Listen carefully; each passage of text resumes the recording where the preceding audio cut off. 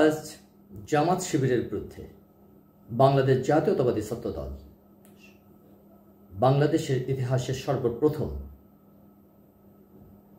কেন্দ্রীয় নেতৃত্বের কনসার্ন নিয়ে একটি প্রতিবাদ মিছিলের আয়োজন করেছে।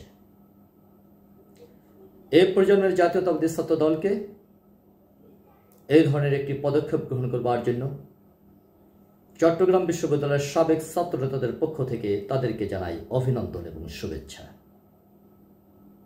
প্রিয় বন্ধুরা, 1991 সালে আমি চট্টগ্রাম বিশ্ববিদ্যালয়ের ছাত্র।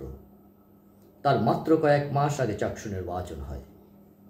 ওই চাকসু নির্বাচনে বাংলাদেশের একমাত্র বিশ্ববিদ্যালয় চট্টগ্রাম, যারা চট্টগ্রাম জাতীয়তাবাদী দলের নেতৃত্বের বাইরে গিয়ে বিশ্ববিদ্যালয়ের ছাত্রদের প্রতি সম্মান, ছাত্রদের মানসিকতার প্রতি, আবেগের প্রতি ভালোবাসা দেখিয়ে, শ্রদ্ধা দেখিয়ে তারা সর্বদলীয় ছাত্র ঐক্য গঠন করে চাকসু নির্বাচনে অংশগ্রহণ করে।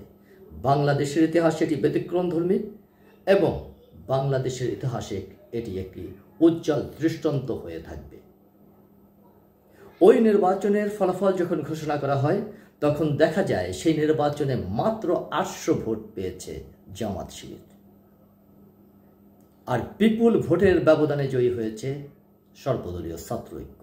ওই 800 ভোট দিয়ে একটি বিশ্ববিদ্যালয় দখল করে যেভাবে তারা সন্ত্রাস, নৈরাজ্য এবং অপসংস্কৃতি চালু রেখেছিল, তা যদি এখন আমরা চিন্তা করি সেটা ভয়াবহ এবং অমানবিক। বন্ধুরা, 1993 সালে চট্টগ্রাম বিশ্ববিদ্যালয়ে জাতীয়তাবাদী ছাত্র দল গণতান্ত্রিকতার পথে নির্বাচন সম্পন্ন করে। সেই নির্বাচনে আমি একজন প্রার্থী ছিলাম। দক্ষিণ অঞ্চল থেকে 400 মাইল দূরে চট্টগ্রাম বিশ্ববিদ্যালয়ে গিয়ে যখন আমি নির্বাচন করছি, সেই নির্বাচনের রাতে আমাদের উপর হামলা করে জামাত শিবির। ওই হামলায় আমি আহত হয়ে চট্টগ্রাম হলি ক্রিসেন্ট হাসপাতালে ভর্তি হই। এই খবর শুনে নাজিমুদ্দিন আলম, শহীদুদ্দিন চৌধুরী এনি বিশ্ববিদ্যালয় ক্যাম্পাসে ছুটে আসে এর প্রতিবাদ জানাতে। বাংলাদেশ জুড়ে মিছিল। ভোট প্রক্রিয়া সম্পন্ন হবে ঠিক সেই মুহূর্তে এই ধরনের একটি হামলা ক্যাম্পাসে, সেই সম্মেলনকে বানচাল করে আমাদেরকে হাসপাতালে পাঠানো এবং ঠিক পরদিনই বাংলাদেশ আওয়ামী লীগের সভানেত্রী শেখ হাসিনার লালদিঘির ময়দানে জনসভা থাকাতে এবং বিএনপি তখন সরকারে থাকাতে আওয়ামী লীগ সভানেত্রী আমাদের 4 জনকে এই যুগের মুক্তিযোদ্ধা হিসাবে ঘোষণা করে। তিনি লালদিঘির ময়দানে বলেন, যারা জামাত শিবিরের বিরুদ্ধে লড়তে গিয়ে জাতীয়তাবাদী ছাত্র দলের যে সৈনিকরা আজ মৃত্যুর সাথে পাঞ্জা লড়ছে, আমি তাদেরকে এ যুগের মুক্তিযোদ্ধা, freedom fighter of the age ঘোষণা করলাম। শেখ হাসিনা আমাদেরকে পুরস্কৃত করেছেন না তিরস্কৃত করেছেন আমরা জানি না, কিন্তু ঠিক তার কয়েকদিন পরই আমাদের সহযোদ্ধা, আমাদের বন্ধু, চট্টগ্রাম বিশ্ববিদ্যালয়ের জাতীয়তাবাদী ছাত্র দলের সাংগঠনিক সম্পাদক নুরুল হুদা মুসাকে নির্মমভাবে হত্যা করা হয়। বিএনপি তখন ক্ষমতায়। মুসা একমাত্র ছাত্রনেতা বাংলাদেশের, যার লাশ স্বয়ং প্রধানমন্ত্রী নিজে গ্রহণ করেছেন, কিন্তু মুসা হত্যার বিচার হয়নি। যারা হত্যা করেছে তারা চাকরি পেয়েছে, যারা হত্যা করেছে তারা বিশ্ববিদ্যালয়ের নামধারী শিক্ষক হয়েছে। এই প্রক্রিয়ায় জামাতকে ছাড় দিতে দিতে দিতে দিতে দিতে দিতে আজ বিএনপি এই পরিস্থিতিতে এসে দাঁড়িয়েছে। সুতরাং জামাতকে ছাড় দেওয়ার মাধ্যমে বিএনপি তার ইমেজ সংকটে পড়েছে। জামাতকে ছাড় দেওয়ার মাধ্যমে জাতীয়তাবাদী ছাত্রদল তথা বিএনপির বিভিন্ন নেতাকর্মীরা বিগত 15 বছরে রাজাকার শব্দটিকে গ্রহণ করতে হয়েছে, হজম করতে হয়েছে। জামাতের পাশে থাকার কারণে বিএনপিকে বহির্বিশ্বে জঙ্গিবাদের তোষণকারী পৃষ্ঠপোষকতা উপাধি গ্রহণ করতে হয়েছে।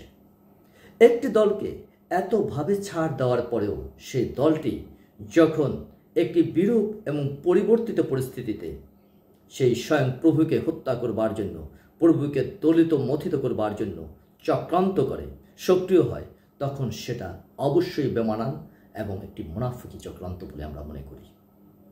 বন্ধুরা, বিএনপিকে যদি হটিয়ে দেওয়া হয়, বিএনপিকে যদি আঘাত করা হয়, বিএনপিকে যদি বের করে দেওয়া হয়, বাংলাদেশের অস্তিত্ব থাকবে কিনা জামাত শিবির তথা এনসিপি একটু নতুন করে চিন্তা করবে।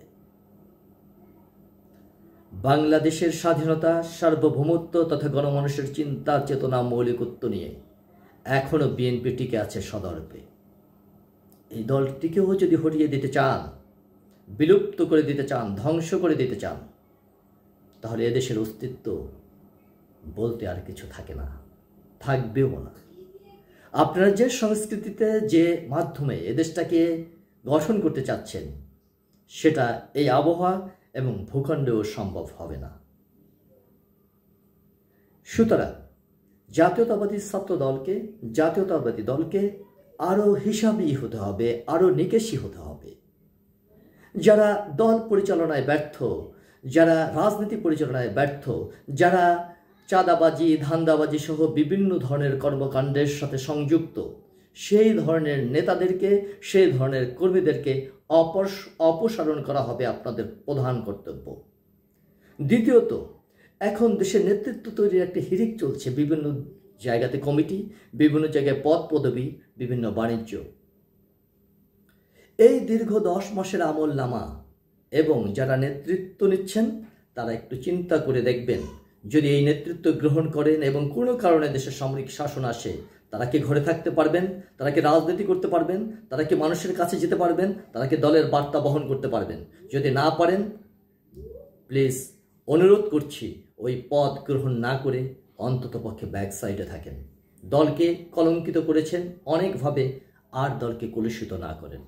বর্তমান বাস্তবতায় বিএনপিকে উপলব্ধি করতে হবে যে তার রাজনৈতিক অঙ্গনে মিত্র অত্যন্ত কম, কিন্তু দেশের আপামর জনসাধারণ তাদের সঙ্গী।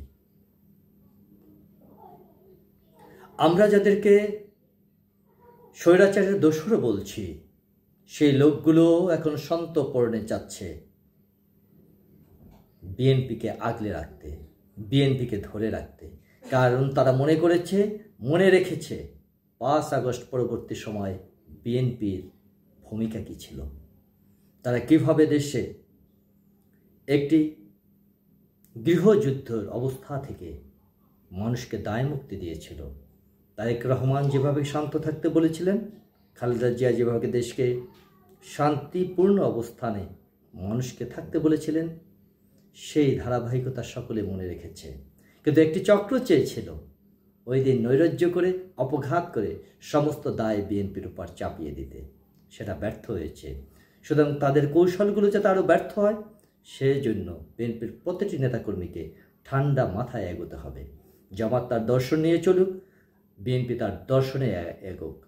বিএনপি তাদের পাতা ফাঁদে যাতে পা না দেয়, সেই দিকেই সকলকে লক্ষ্য রাখতে হবে। আপনারা সবাই ভালো থাকুন, শুভ, সুন্দর ও সুস্থ থাকুন, এই প্রত্যাশায় আপনাদের সকলকে ধন্যবাদ।